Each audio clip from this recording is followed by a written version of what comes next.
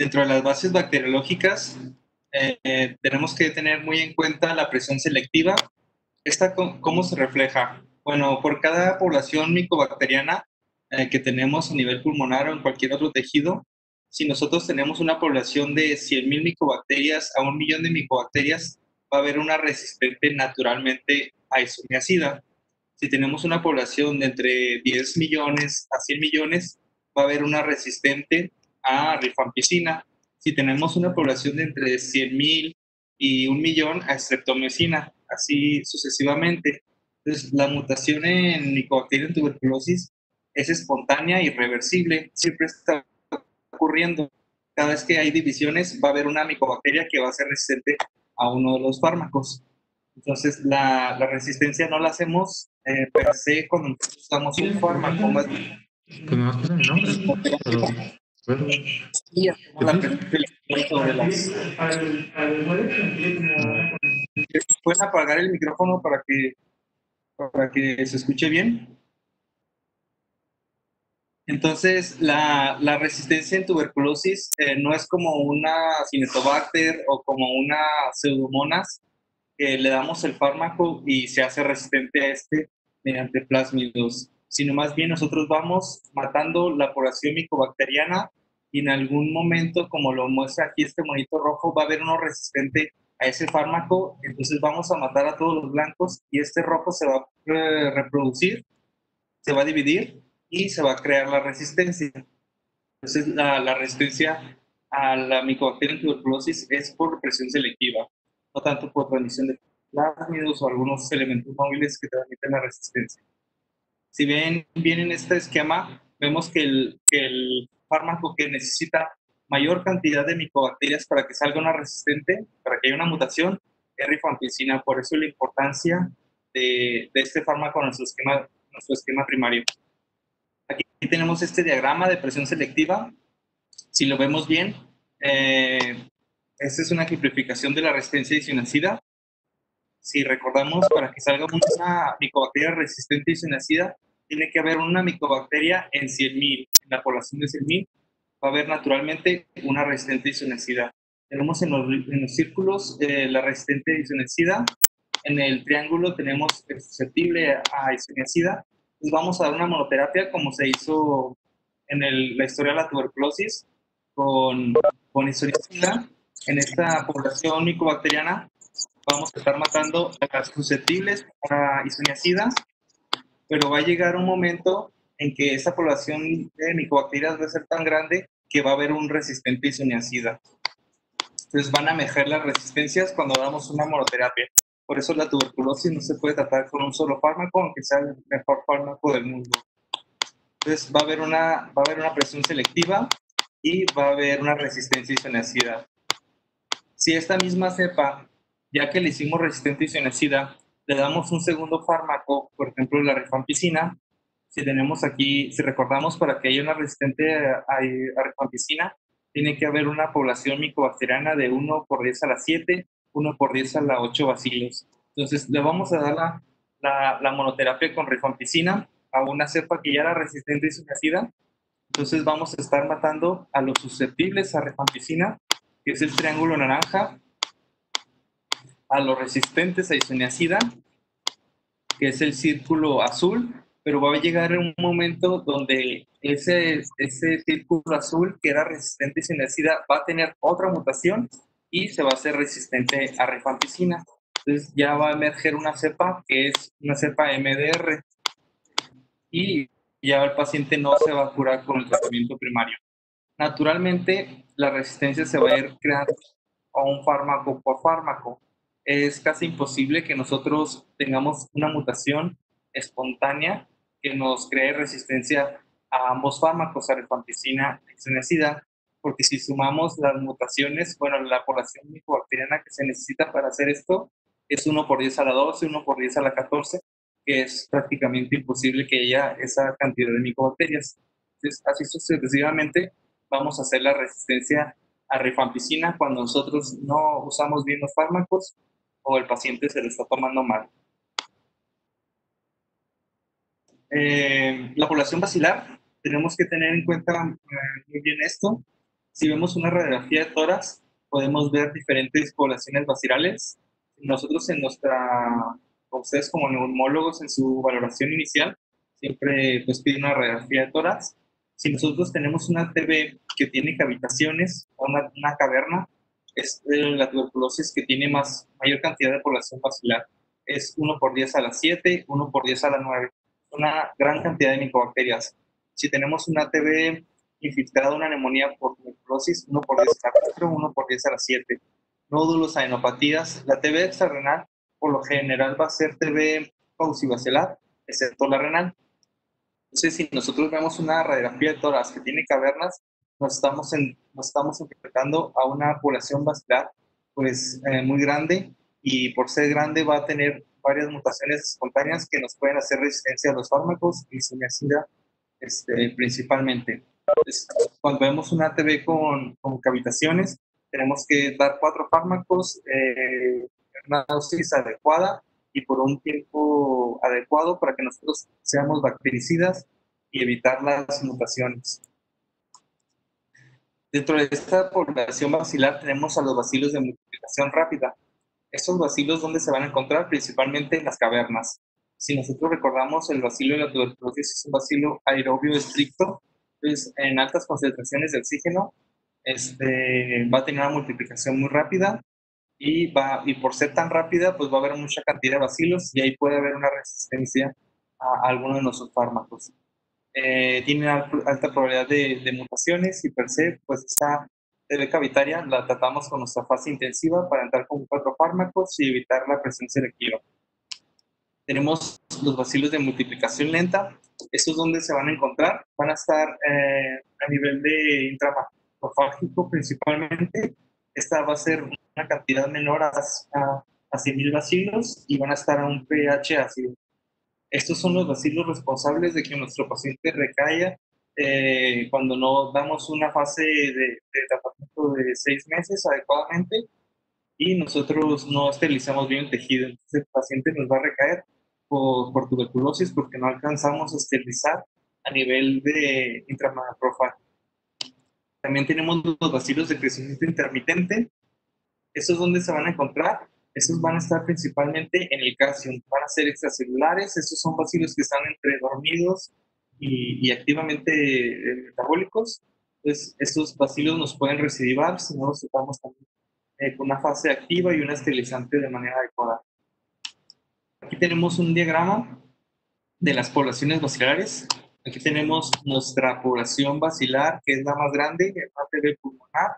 Es una fase de multiplicación activa rápida. Ya dijimos que son 10 a la 7, 10 a la 9 bacilos. Es la mayor cantidad de micobacterias, pero dentro de toda esta población bacilar tenemos 2 poblaciones que ya comentamos previamente, que es la intramacrofágica de crecimiento lento o extracelular de crecimiento lento. Si nosotros si en la fase de multiplicación activa, que es cuando damos el DOT-VAL en fase intensiva, que entramos con 4 fármacos que duran 2 meses, esto es para que matar toda esta población bacilar y que no tengamos mutaciones, bacilos mutantes. Entonces, si no tratamos bien en esta fase de la tuberculosis, el paciente nos va a recaer por selección de cepas resistentes. Esto es que dimos vanos fármacos, el paciente no se los tomó, y como es tan grande la población micobacteriana, probablemente va a surgir un mutante resistente y no va a ser una tuberculosis resistente. Dentro de esta población bacilar, pues tenemos a los que ya mencionamos previamente, son dos pequeñas poblaciones, que son los bacilos intracelulares de multiplicación lenta y los extracelulares de multiplicación lenta, que van a estar en nivel intramacrofágico en el calcio. Si nosotros damos nuestra fase intensiva de una manera adecuada 2 meses, pero no damos nuestra fase de mantenimiento, que son 4 meses, estas poblaciones bacilares, que son las intracelulares de multiplicación lenta y de multiplicación extracelular, el paciente no va a esterilizar adecuadamente y podemos tener una recaída por cepas persistentes. La recaída la definimos menos de 2 años y más de 2 años. Si es menor de 2 años, podemos esperar que sea por cepas resistentes, porque no tratamos bien la población, facilidad de crecimiento rápido. Si es más de 2 años, podemos esperar que sea una recaída por cepa persistente. Si no alcanzamos a esterilizar los vacíos intracelulares o extracelulares de multiplicación lenta, y el paciente no va a tener una curación adecuada. Creo que este diagrama, no sé si se entendió bien, Robinson.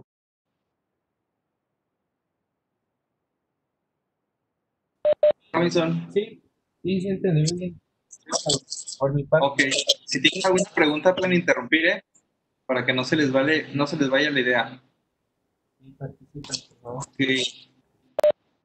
¿Cómo vamos a escoger nuestros fármacos? Aquí tengo un diagrama de los mecanismos de acción de los fármacos contra la tuberculosis, los principales. Dependiendo del sitio de acción, nosotros lo definimos como bactericidas o esterilizantes. Por ejemplo, aquí tenemos la isoniazida, que va a actuar sobre todo en la vía metabólica del INA. Esto va a tener un efecto en la enovel sintetasa tipo 2 y va a inhibir que se hagan los ácidos glicólicos. Entonces, por su mecanismo de acción, sobre todo en los ácidos glicólicos, va a ser un medicamento bactericida. También tenemos las rifamicinas, que está dentro de ellas la rifamicina, rifampicina y otro tipo de rifamicinas. Esta va a actuar sobre todo a la RN polimerasa, la unidad beta. ¿Esto qué va a hacer? Sobre todo que haya un desenrollamiento por la ADN girasa, principalmente, bueno, de la unidad beta, y las proquinolonas también que van a inhibir la ADN girasa, que no se superenrolle el DNA, y ahí va a terminar el superenrollamiento y la micobacteria va a morir.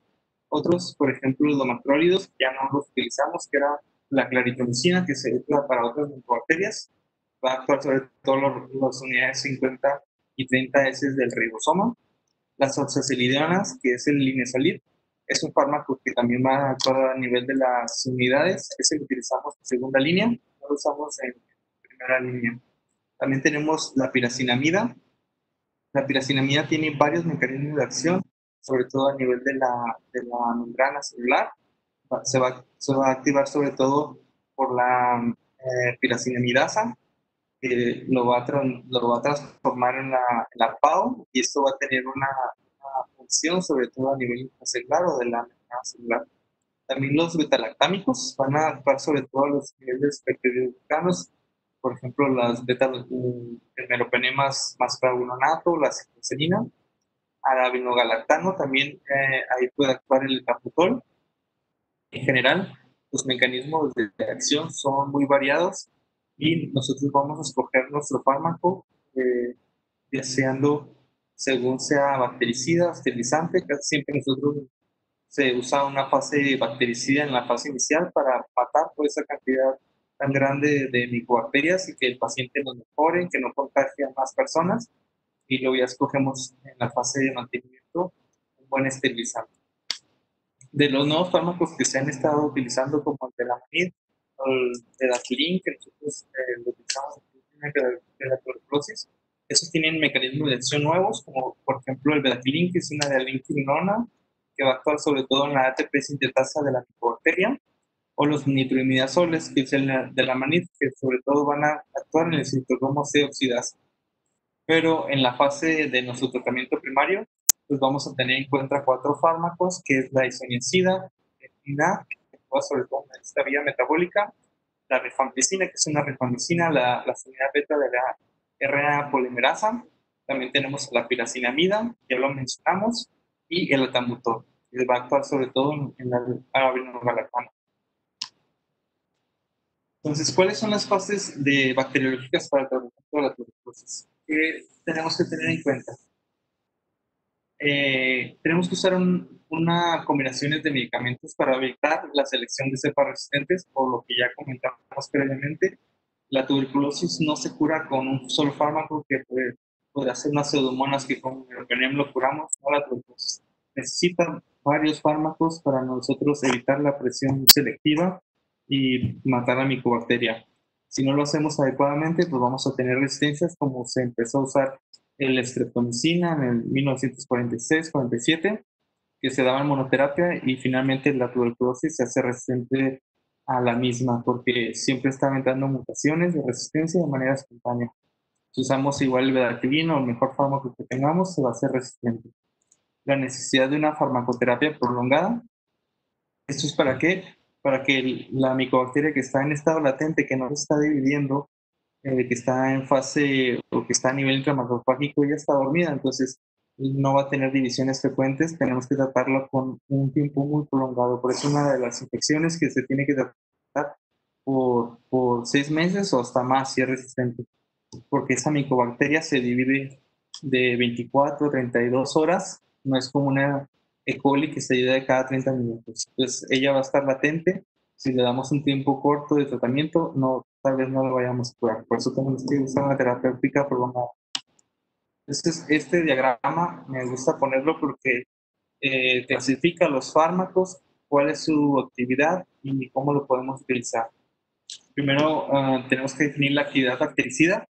Es la capacidad de matar los bacilos en fase de multiplicación rápida, metabólicamente muy activos y localizados en las paredes de las cavernas, que ya lo comentamos previamente.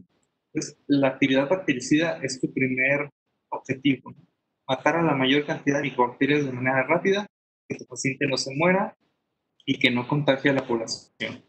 Dentro de estos fármacos, el mejor es la isoniazida, por su mecanismo de acción en los ácidos glicólicos a nivel de vitamina A. Segundo es rifampicina, relacionada beta de la RN polimerasa. Las quinolonas también tienen buena actividad bactericida. Moderada tenemos a los inyectables, que es amicacina, que en realidad ya los usamos muy poco, linezolid, bedaquiline, delamanid y carbapenémicos, que es moderada. Baja, piracinamida y etionamida, que son fármacos. Piracinamida es más bien un esterilizante y etionamida es un fármaco acompañante que ahorita lo vamos a explicar.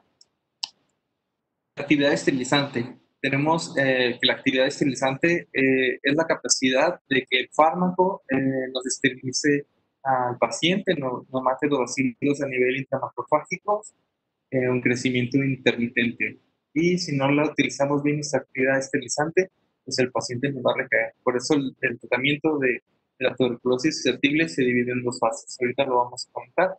En realidad, la fase bactericida tú sí la puedes medir cuando le pides vaciloscopías al paciente de control en la consulta, cuando empezó el diagnóstico con 3 cruces de la vaciloscopía y al segundo mes ya el paciente tiene una cruz o ya no se reporta que tenga menos de una cruz o te lo reportan.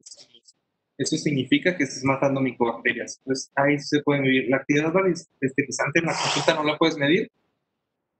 En realidad, es con la evolución clínica. El paciente ha aumentado el peso, te está mejorando, es como la estás midiendo. El mejor esterilizante que tenemos es la rifampicina. La rifampicina tiene buena actividad bactericida y esterilizante, por eso es nuestro mejor fármaco en el esquema primario y es el que mide el Gene Expert. Si tú pierdes a la rifampicina, ya perdiste tu esquema primario, tienes que diseñar otro. De los otros fármacos que tienen buena actividad esterilizante, tenemos a la piracetamida, moxifloxacino y levofloxacino, que se utilizan en esquemas de segunda línea. De la moderada tenemos al linezolid, bedaquiline y delamanid, que también tienen buena actividad esterilizante, pero no mayor que la rifampicina. Baja la clofazimina, que es un fármaco de segunda línea. En esta tabla es del doctor Caminero. Él clasifica los fármacos cada vez que se hacen actualizaciones. Entonces, si tenemos en nuestro diagrama, la dividen en 4, que es la prevención a la resistencia, la actividad bactericida, la actividad esterilizante y la toxicidad. Tenemos que jugar con estos 4 parámetros para nosotros escoger nuestros mejores fármacos para una TB susceptible o para...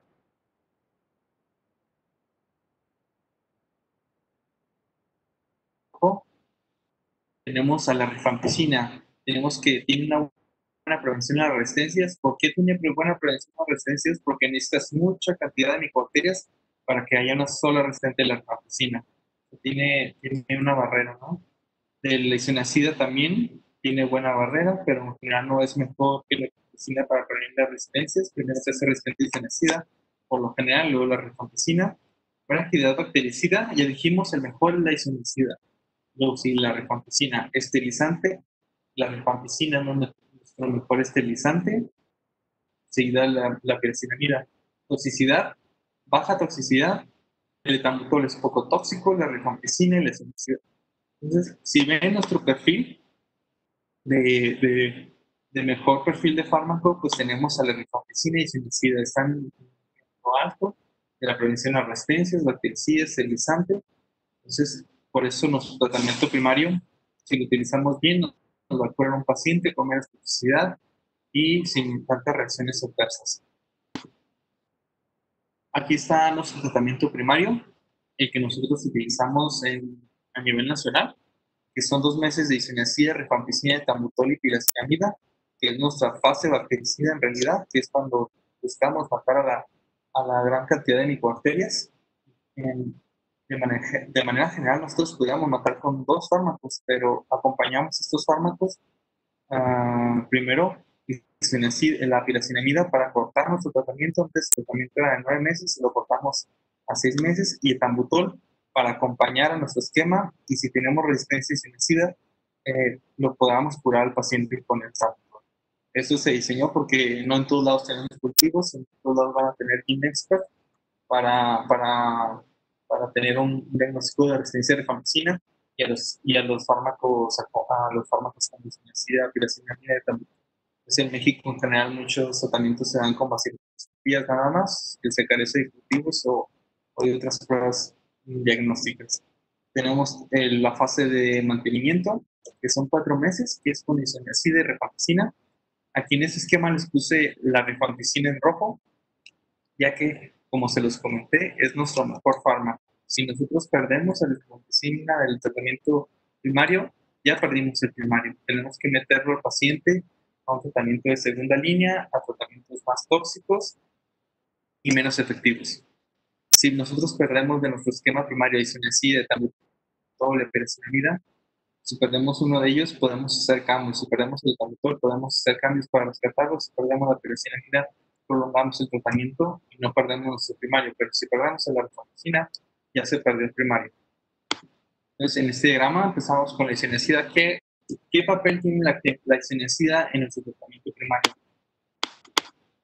La isoniazida, como ya lo comentamos, tiene una excelente actividad bactericida y va a actuar sobre todo en la población basilar de micobacterias en crecimiento rápido, ¿no? La isoniazida nos va a mejorar al paciente, nos va a matar muchas micobacterias y va a prevenir que nuestro paciente contagie a la población. Entonces, los pacientes se van a sentir las primeras 2 semanas bien, ya le matamos gran cantidad de población. Segundo lugar, tenemos en rojo la rifampicina, nuestro mejor fármaco, que es el que tenemos que cuidar, que es el que la resistencia que se mide en el R/B, en el GeneXpert, que por eso está diseñado el GeneXpert para detectar la resistencia a rifampicina, porque si lo perdemos, como ya lo mencionamos, perdemos nuestro esquema y tenemos que diseñar un esquema secundario. Ya lo comentamos, es el pilar del tratamiento anti-TB de primario, tiene buena actividad esterilizante y bactericida, va a actuar sobre todo en la población de micobacterias de crecimiento rápido e intermitente, por eso la rifampicina en el tratamiento primario va en todo, ¿no? En la fase activa, en la fase de multiplicación activa o bactericida, y en la fase esterilizante. Por eso es el tratamiento que va a ir acompañado a los 6 meses, porque actúa tanto en las 2 fases y tiene buena barrera a la resistencia. Tenemos el etambutol. En realidad, el etambutol es un fármaco acompañante. Si nosotros hacemos un cultivo y tenemos susceptibilidad a los 3 fármacos, isoniazida, rifampicina y piracinamida, podemos quitar el etambutol.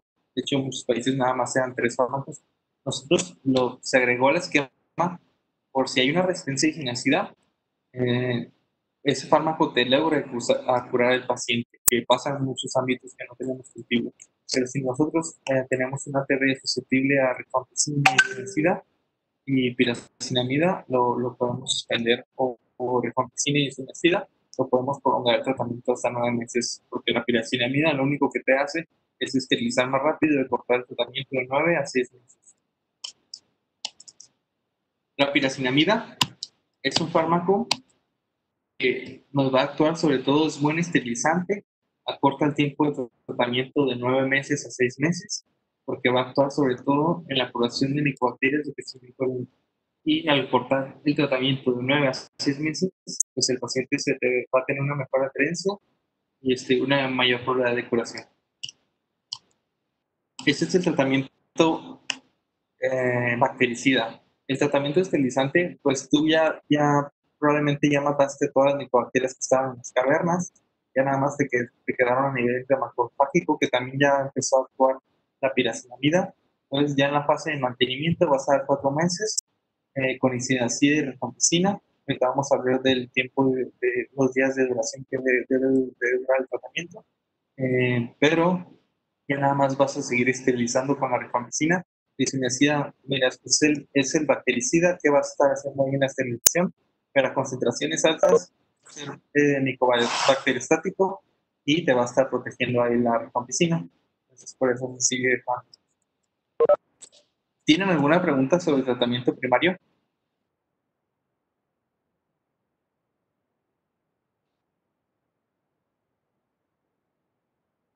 Bueno, seguimos Claro, con... doctor, gracias. ¿Todo bien?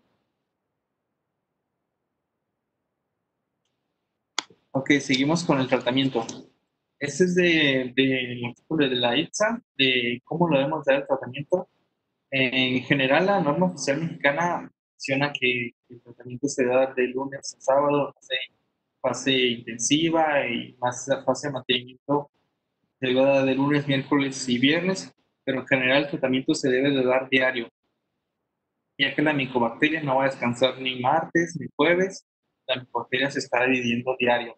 Entonces, el tratamiento, si nosotros lo vemos por el rango de dosis de 182, 130 de la fase intensiva, que tiene que ser diario 7 veces a la semana, por 126 dosis, es el que tiene mayor efectividad. Si nosotros vamos disminuyendo la administración de domingo, sábado, más días, el paciente va a tener una efectividad menor y hasta puede tener riesgo de resistencia.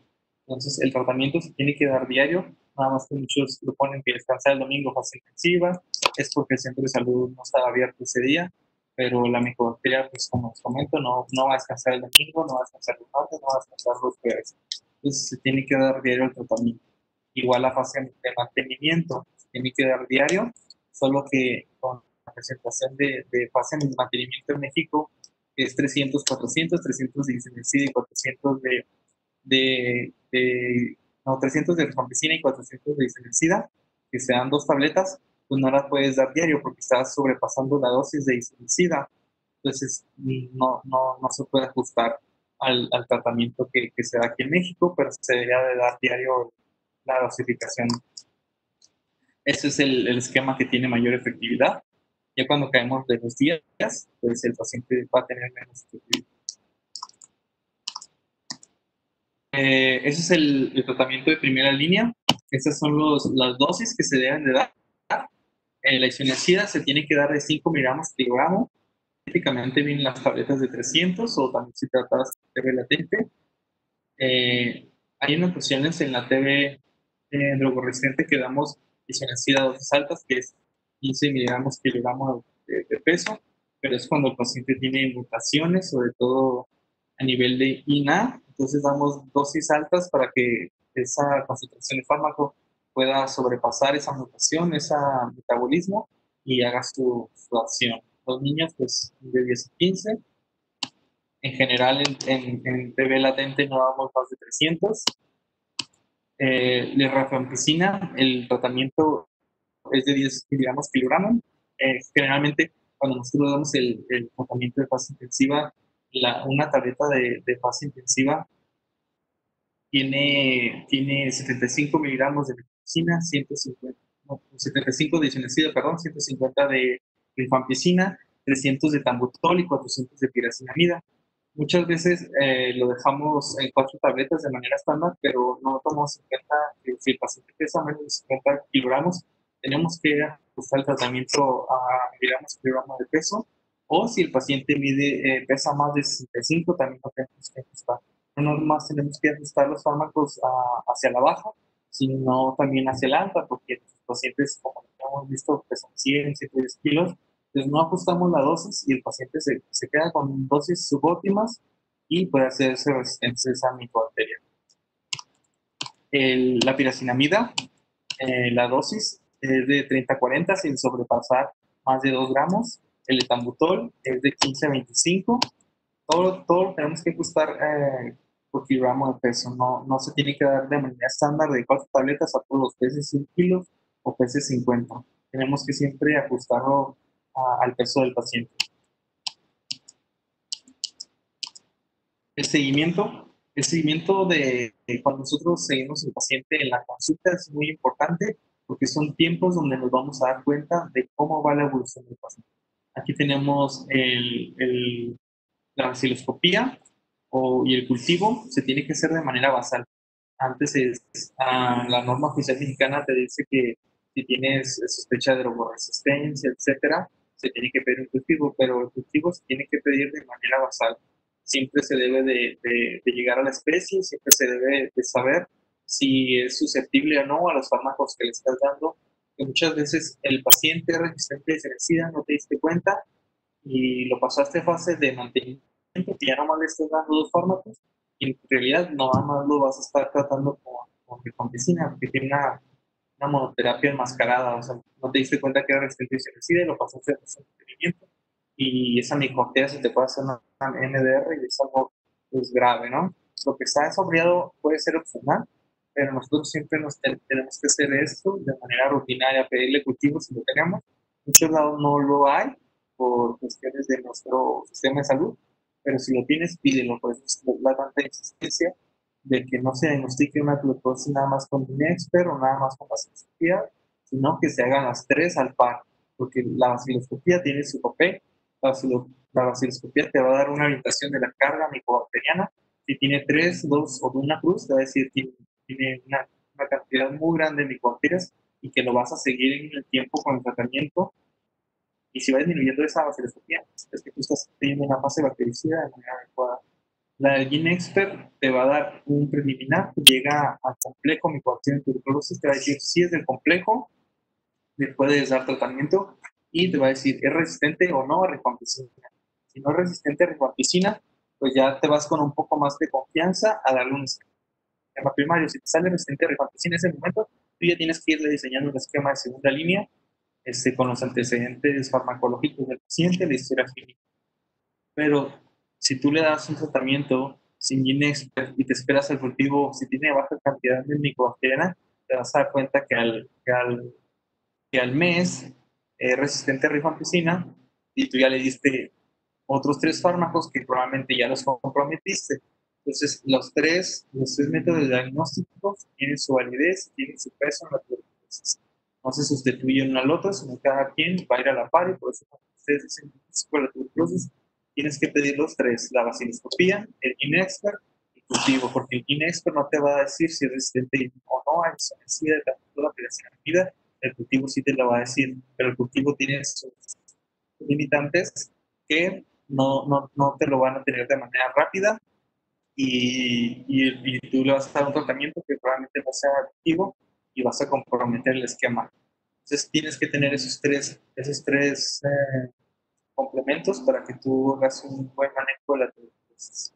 Entonces aquí están los tiempos, la drogosusceptibilidad, como ya lo mencionamos, de manera basal, puedes buscarla, afortunadamente aquí en internet la tenemos. En muchos lados no se va a tener esa prueba, ¿no?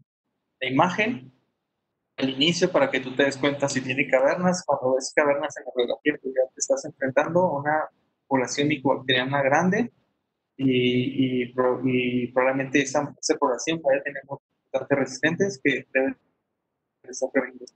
La evaluación clínica, pues el peso, mencionamos el peso y la adherencia, bueno, el estado clínico del paciente, tú te vas a estar dando cuenta de que estás llevando una buena terapéutica, si tu paciente está subiendo el peso, cómo va, los síntomas y adherencias, siempre hay que preguntarlos, el paciente cuánto se está tomando, cuántas dosis a la semana o día del va, si le está vomitando, tienes que dar cuenta de eso. La visión, tienes que tener una evaluación de la visión sobre todo, porque a la fase intensiva tú estás dando un Taputol, que el Taputol te puede dar una neuritis óptica, entonces siempre tienes que estar preguntándole al paciente y si sospechas de algún signo que el paciente está perdiendo visión, pues hay que mandarlo con la farmacia. Los laboratorios, los test que nosotros tenemos que tomar desde un inicio. Si el paciente tiene alcoholismo, tiene hepatitis C, VIH, pues tú tienes que pedirle una perfil de hepático completo para que sepas si el paciente ya tiene daño hepático preestablecido, porque ese va a ser tu basal para definir si el paciente te hace patologicidad por los anti-TB, principalmente si de tiracinamida. Entonces tienes que medir la ALT, ACT, bilirrubina, sulfatasa alcalina, la cantidad de plaquetas, creatinina también es muy importante, sobre todo por la toxicidad de piracinamida y el etanol. Y si el paciente tiene VIH, todos los pacientes que diagnostiquen de tuberculosis hay que hacerle VIH y diabetes, ¿no? La hormona delicada. Y si tiene factores de riesgo, pues extendernos hasta hepatitis B o C. Es muy importante que los pacientes no se les tome laboratorios de manera semanal, porque van a subir, es un fenómeno que ocurre naturalmente cuando nosotros damos anti-TB, el hígado tiene una elevación de las enzimas de manera natural, pero posteriormente van a caer, sobre todo porque en la población mexicana somos acetiladores lentos. Entonces, de manera basal, si el paciente tiene factores de riesgo, muchas veces no lo pedimos ni de manera basal, solamente vigilamos técnicamente porque ya no esperamos de que el paciente pueda tener transaminasemia o otra alteración. Ese es el seguimiento que se debe de dar en la consulta de un paciente susceptible. Si ya vemos un paciente de MDR, ya vamos a tener otros factores de riesgo y otros seguimientos.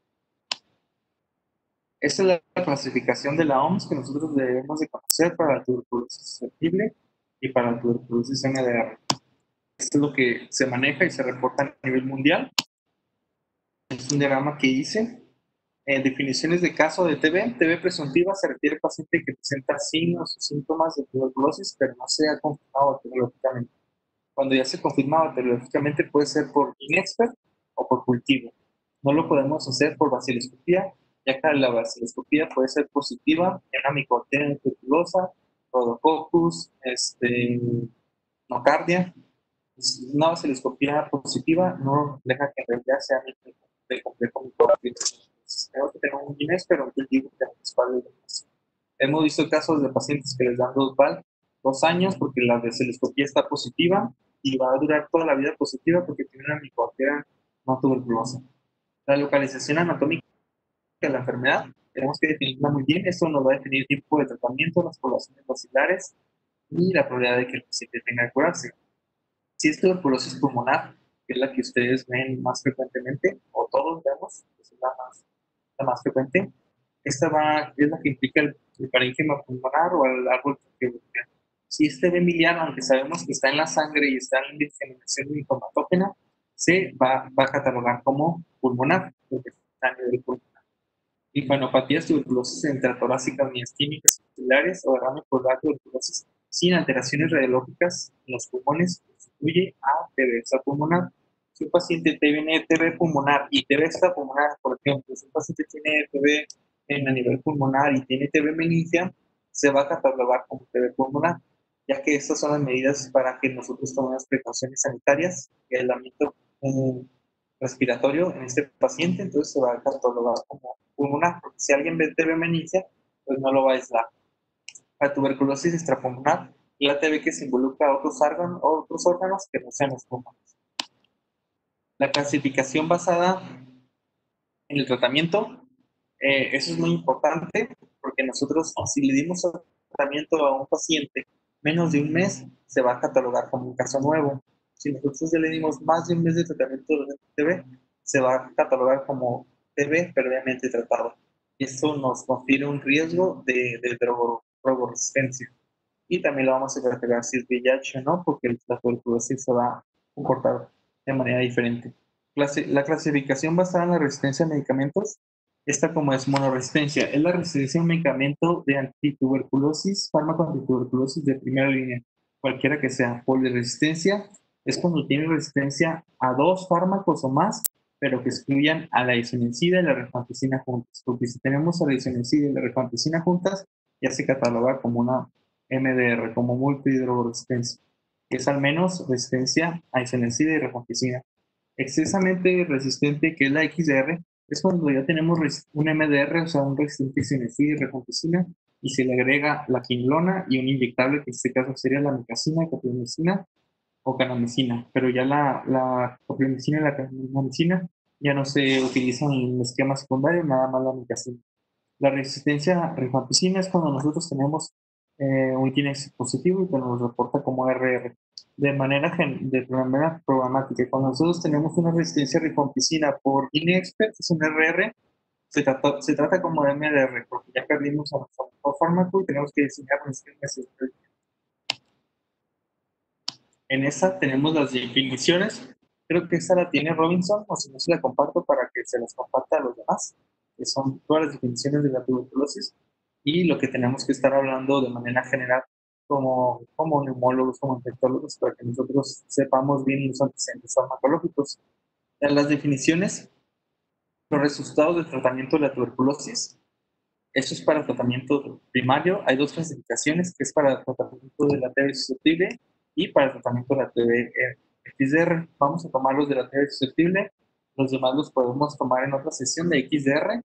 Entonces, cuando tenemos un paciente curado, cuando decimos que un paciente ya se curó la tuberculosis, cuando tenemos una baciloscopía al último mes de tratamiento, o sea, al sexto mes, cuando es un primario, y un mes anterior, ya también tuvimos uno negativo, o sea, que tenga una baciloscopía o cultivo al sexto y al quinto mes de tratamiento. Es cuando podemos hablar de que el paciente ya se curó de la tuberculosis. Un tratamiento completado es cuando el paciente completó los 6 meses sin evidencia de fracaso, la que no tuvo cultivos positivos, o sea, baciloscopías positivas, pero sin constancia de que tú digas tiene la baciloscopía negativa o el cultivo, o no la tuviste nunca, siempre lo trataste de manera empírica y llegaste hasta los 6 meses, no te diste cuenta si en realidad el paciente se curó. Fracasa el tratamiento, eso es muy importante. El paciente con TB cuya baciloscopía del cultivo esputo es positiva en al menos el mes quinto o posterior durante el tratamiento. O sea, que el paciente te llegó al quinto mes, está positiva la baciloscopía, y al sexto mes también tuviste otra baciloscopía positiva. Pero tú ya desde el segundo, de que terminas tu fase infectiva y la baciloscopía sale positiva, o al tercer mes, ya es un dato de alarma para que digas, este paciente probablemente no se me está curando o es un negativizador lento. Entonces tienes que tener alarma y si te sigue saliendo positiva, tomas un extra, descartas esa resistencia de rifampicina y en ese momento puedes tomar un cultivo y no pasar al paciente a fase de mantenimiento hasta que te tengas la certeza de que ese paciente es susceptible a los fármacos. Entonces lo dejas con tu fase intensiva que siga en la fase de mantenimiento, porque si en ese momento ese paciente resistente y sin y tú lo pasas a fase de mantenimiento, nada más le vas a dar un fármaco que es la rifampicina y ahí ya el paciente se va a hacer un MDR y va a ser un problema de salud y un problema para el paciente y vas a tener menos probabilidad de curarlo. Entonces tienes que saber bien los tiempos y no esperarte el quinto mes de que el paciente fracase para que tú tomes acciones sobre eso. El resultado del tratamiento previo, esto es muy importante. Sobre el ciclo, si el paciente recayó, eran pacientes que estaban previamente tratados con la tuberculosis y tuvieron una recaída. Puede ser temprana o tardía, entre los primeros 2 años o posterior de los 2 años. Fueron declarados por el tratamiento final en su último ciclo de tratamiento, o sea, que se curaron y después tuvieron una tuberculosis, eso se llama recaída, y ahora son diagnosticados con un episodio recurrente de TB. Sea una verdadera recaída. Cuando tú curas a un paciente de la tuberculosis y en un año otra vez tiene tuberculosis, diagnosticas tuberculosis, en realidad no tienen la certeza de que si fue una recaída o una reinfección. La recaída es que fue de la misma cepa y volvió a crecer, volvió a emerger del tejido que lo tenía contenida o nunca se curó. Bueno, eso sería una fracaso, ¿no? Pero muchas veces es la recaída. A veces se reinfectan los pacientes de otra cepa de tuberculosis de otras personas, pero en realidad tú no tienes la certeza que sea la cepa que ya la tenía el paciente, que no la curaste bien, o sea una cepa nueva. Tendría que ser una secuenciación para definir si es recaída o reinfección. Pacientes tratados después de fracaso, que han tenido un fracaso y le diste otro tratamiento. Pacientes con tratamiento después de la pérdida de seguimiento. Pérdida de seguimiento antes se llamaba abandono. Pérdida de seguimiento es cuando después de los 2 meses de tratamiento, bueno, 2 meses el paciente se pierde, ¿no? No sabes de qué pasa con él, no sabes si se lo sigue tomando o no. Entonces es una pérdida de seguimiento. Y hay que tener también muy en cuenta esto, la conversión bacteriológica y la reversión. Eso lo manejamos en TB resistente.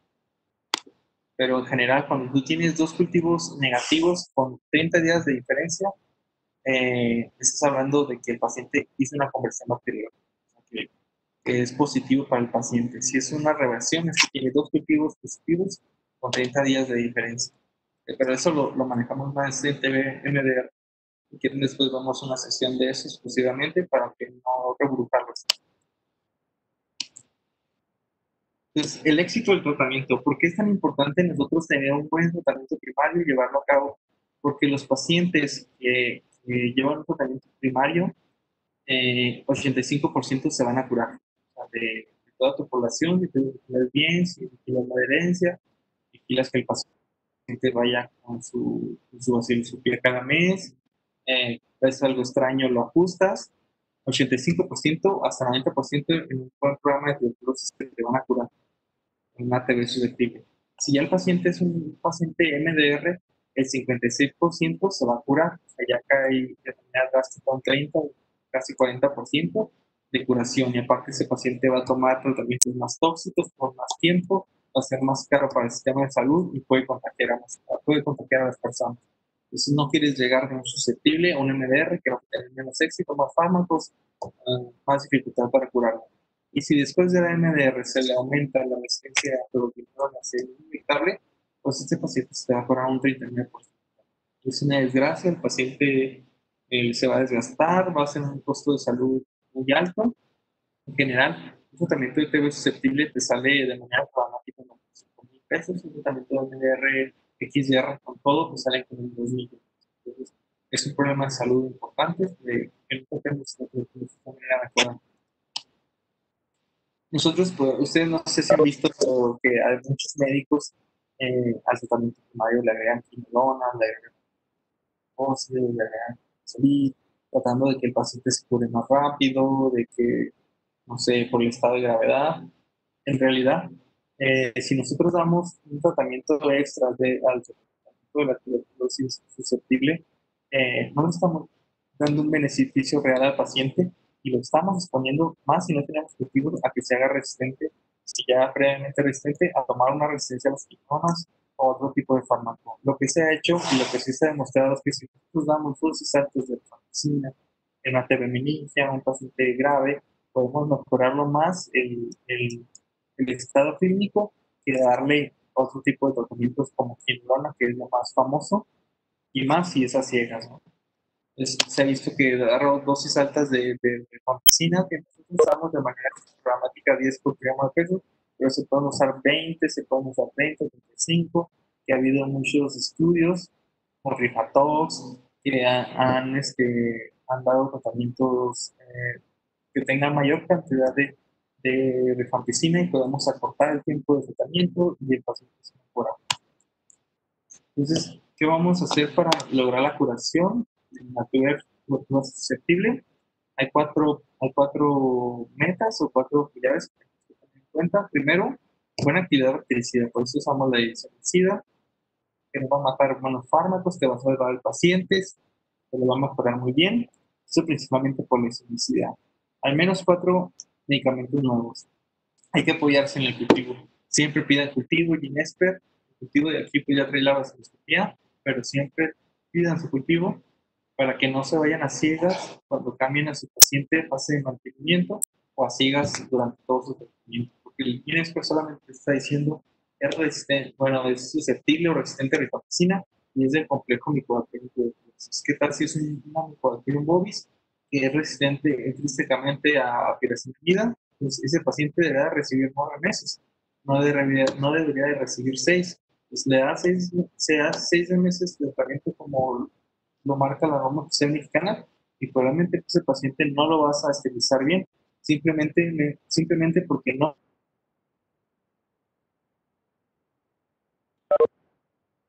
en tuberculosis. Administrar por un tiempo prolongado, eso es la tuberculosis, como ya lo comentamos, la micobacteria no se dedica a 30 minutos como unas pseudomonas, como una E. coli, ella se dedica a 24, 32 horas. Entonces, Si le das un tratamiento corto, probablemente cuando estés en ese tratamiento corto no está metabólicamente activa y está aparte inflamafrofágicamente, entonces va a ser difícil que tú lo cures en un tiempo corto. Tienes que darle un tiempo más prolongado al tratamiento, mínimo 6 meses. Hay veces que con la elevación de la rifampicina se pueden afectar los tratamientos, pero todavía no está de manera problemática en México. Incluir drogas estilizantes para llegar a esos a nivel intramacrofágico para poder estilizar de una manera adecuada. Y la mejor, rifampicina. Por eso, principalmente, y rifampicina siempre van acompañados los servicios. Son buenos fármacos, son menos tóxicos y tienen buena prevención de la resistencia.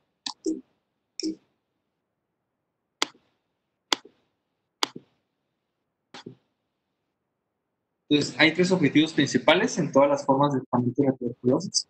Reducir el riesgo de muerte, aliviar los síntomas con la y medicina, reducir el riesgo de transmisión, es muy importante, y usar buenas drogas bactericidas, prevenir la selección de organismos resistentes. Por eso se dan 4 fármacos o 3 en la tuberculosis susceptible.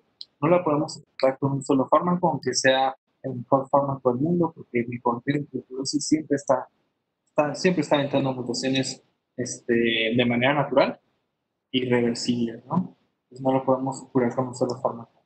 -4 o hasta 5, no menciona, pero al final con 3 drogas lo puedes curar, nosotros le agregamos el capitol en nuestro esquema para prevenir esa resistencia a la medicina. Obtener finalmente una cura sin recaída, que nuestro paciente se adhiera, que no recaiga, más porque son pacientes diabéticos, VIH muchas veces, y pueden tener más riesgo de recaer. Dentro de las resistencias hay que tener algo muy en cuenta. Los fármacos anti-TB no causan las mutaciones. Los virus ya están ahí. Siempre nicotina tuberculosis, por cada 100,000 veces que se divida, va a aventar uno resistente a isometría. Por cada 10 millones que se divida, va a aventar uno resistente a la medicina. Eso está de manera natural. No lo estamos creando con un fármaco. Lo que sí creamos es que cuando aviente una resistente a isomicida o rifampicina, vamos a matar a los 99,000 vecinos y se va a quedar solo uno, el resistente a rifampicina. Ese se va a multiplicar si nomás le dimos un fármaco. Pero si le damos 3 juntos, ese que salió resistente a rifampicina, pues lo matamos con isomicida o piracinamida. O ese que salió resistente a piracinamida, lo matamos con rifampicina y isomicida. Entonces, eso es lo que haces con varios fármacos y evitar las monoterapias. Entonces, no causan mutaciones, sino seleccionamos las mutaciones. Los que ya estaban ahí, matamos a los vecinos blancos y dejamos al rojo. En conclusión, con esta táctica, la TB es una enfermedad de tratamiento médico y siempre va con régimen. Nosotros no podemos, yo no puedo decir, no, me gusta la rifampicina, la penicilina para curar, nada más le voy a dar esos dos, o no, nada más me gusta el control, nada más le voy a dar esos dos, como si se hace con las bacterias, ¿no? Que un infectólogo decida de meropenem o penicilina, ya es cuestión pues, los estudios que ha revisado el médico, la tuberculosis, no, la tuberculosis tiene que ser bajo siempre un régimen. Si así es resistencia, imagínense dejando así las dosis o los fármacos a libre albedrío, ¿no? Siempre bajo un régimen, bajo un programa nacional de tuberculosis. Asociar fármacos para evitar la presión selectiva, la combinación de fármacos, por lo que ya les comentamos, y usar por un tiempo suficiente para evitar recaídas. Y eso sería todo de la tuberculosis susceptible. Si quieren otro día podemos hablar de tuberculosis resistente, pues para que asimilen el tema y puedan leer un poco más. Néstor, perdón, una pregunta. Por ejemplo, algo muy común a lo que nos presentamos o vemos regularmente es que hay pacientes que se catalogan como neumonía y reciben tiempo indefinido o en múltiples ocasiones quinolonas, unos otros fármacos, la ivermectina. Pero ¿cuánto tiempo requeriría para tener o cuántas dosis podría tener resistencia a las quinolonas? Ok, mira, de manera general, el tiempo de tratamiento se definió en un mes para el primario, rifampicina y isoniazida. pero nosotros aunque demos 14 días de quinolona a un paciente con tuberculosis susceptible, se puede hacer resistente a esa quinolona. De hecho, hemos visto también resistentes, o que aquí le hacemos segunda línea, hemos visto TB susceptibles a la primera línea, pero que son resistentes a la quinolona. Entonces, aquí en el instituto, yo no recomendaría que una neumonía, si aquí nos llegan muchos pacientes con tuberculosis, que una neumonía que está dudosa, le dejábamos quinolona, porque en ese momento podemos comprometer nuestro esquema de segunda línea, si el paciente tiene tuberculosis resistente. En primera instancia, no recomendaría yo darle una quinina aquí en el instituto, y más en pacientes que tienes con sospecha de tuberculosis, porque en 2 semanas que le des ese fármaco puedes comprometer un pilar de tratamiento en el esquema de segunda línea. Gracias. No sé ¿Alguna otra pregunta? más preguntas.